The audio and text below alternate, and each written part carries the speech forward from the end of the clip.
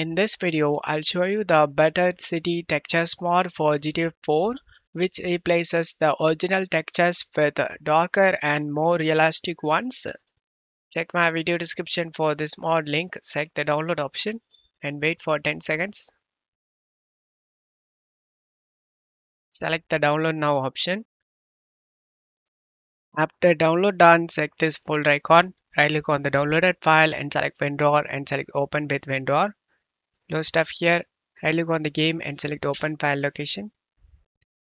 Before doing this mod, backup your GTA 4 game folder, copy and paste it in same location, rename it as backup. Once you're done, open the mod folder, open the GTA 4, drag and drop this PC inside of a game folder.